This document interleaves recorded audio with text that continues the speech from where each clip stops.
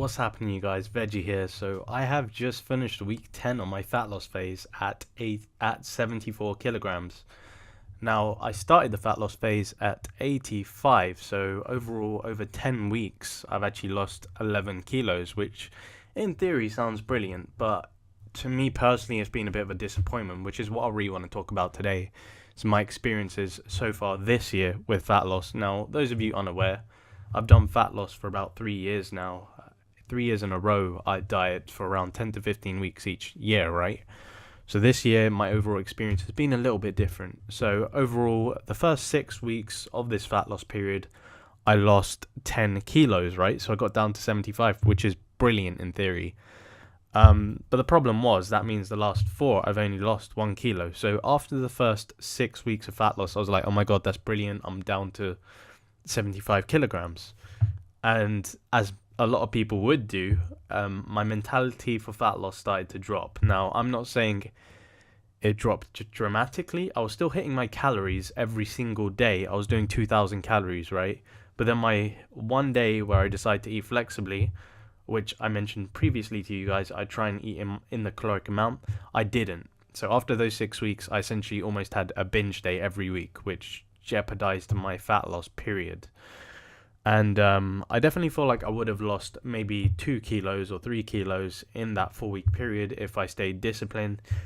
And ultimately, I think I do feel like I paid the price for taking the piss a bit. But I feel like with every challenge in life, people do struggle and some people do give in to their cravings, which I feel is essentially what I did. So those 4 weeks, I had essentially a cheat day each week, which was a bit of an overkill and jeopardized all the times I was essentially in a caloric deficit, which is my perspective of what happened, because I only lost a kilo in those 4 weeks as opposed to losing, let's say, 3 to 4 kilos.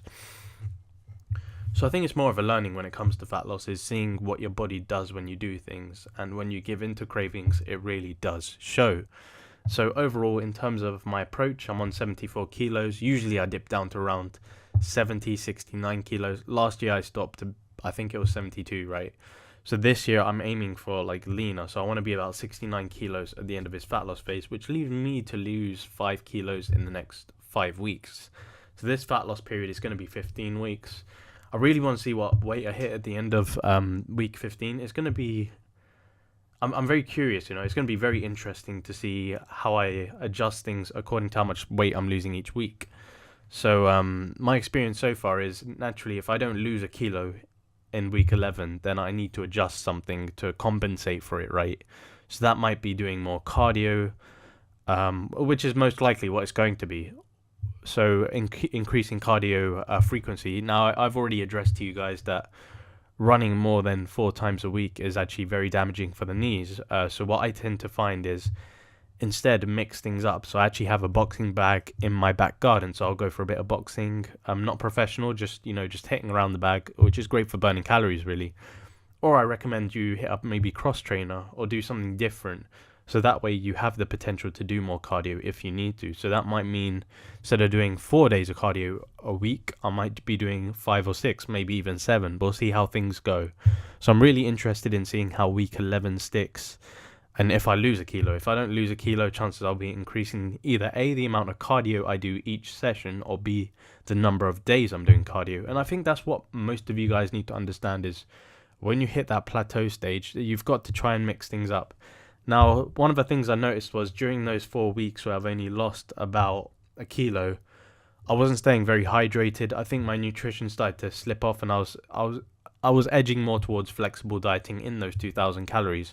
Which you'll probably see from MyFitnessPal. If you look up myfitnesspal.com/diary/Taran3on1, you'll see what I was eating essentially the past few weeks, and how that might have jeopardized my fat loss was maybe I wasn't having as much fruit and veg, maybe I was having more flexible foods like vegan chocolate, etc.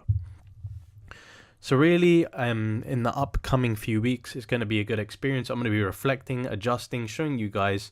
If I don't lose the weight, I'll show you guys how I'm adjusting it, and it'll give you a good perspective of how you should tackle fat loss. Anyway, you guys, that's pretty much it summed up for week 10. Week 10, I hit 74 kilos, which is quite decent. But like I said, it's disappointing because the last 4 weeks, I've only lost a kilo. So we're going to see how this plays out. Anyway, guys, I'll see you in that next video. Peace out.